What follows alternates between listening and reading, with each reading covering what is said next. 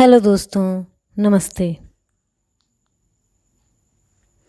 दीपा और अनीता दोनों देवरानी और जेठानी थीं। दीपा नौकरी करती थी और अनीता घर संभालती थी। उनका परिवार बहुत बड़ा था। सास, ससुर और उन दोनों के बच्चे, कुल मिलाकर घर में 10 लोग थे। और आज कई सालों बाद उनकी बुआ सास अपने भाई के पास रहने आई थीं। सुबह उठते ही बुआ जी ने देखा दीपा जल्दी जल्दी अपने काम निपटा रही थी। अनीता ने सबका नाश्ता बना दिया। जिस नाश्ते को दीपा ने सबको परोस दिया, इसके बाद दीपा ने खुद अपना टिफ़िन पैक किया और जॉब पर चली गई।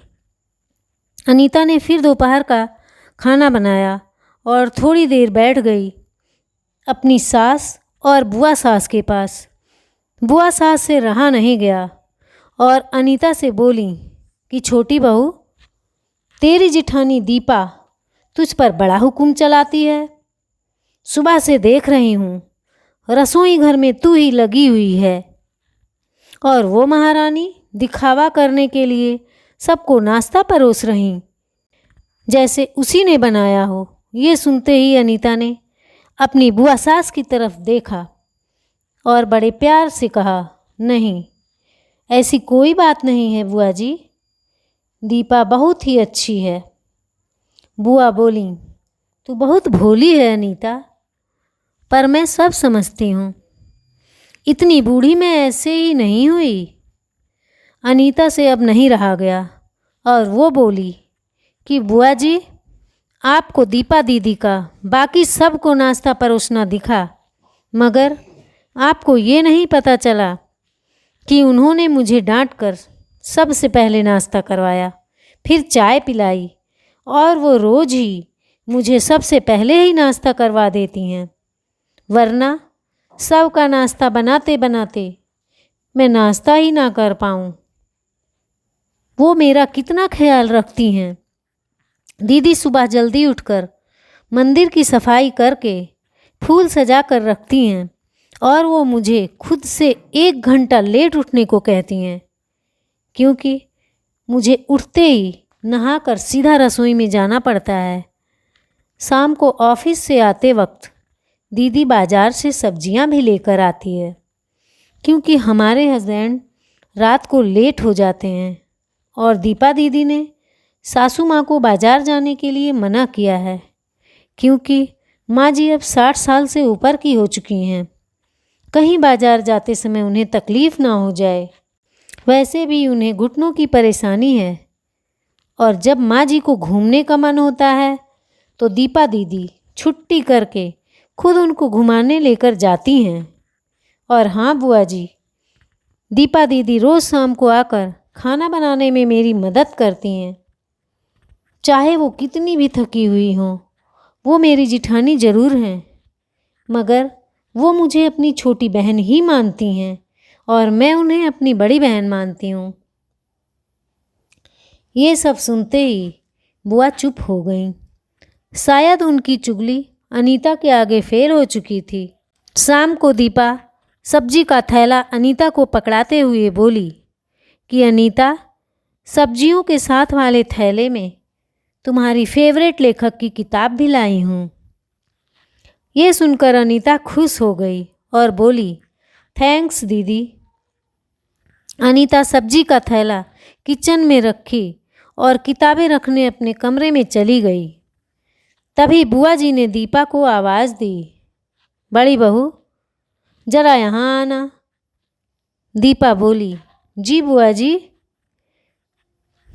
तभी बुआ बोली कि तुम इतनी मेहनत करके कमाती हो और ऐसे ही फालतू किताबें खरीद कर पैसों की बर्बादी कर रही हो, वो भी अपनी देवरानी के लिए।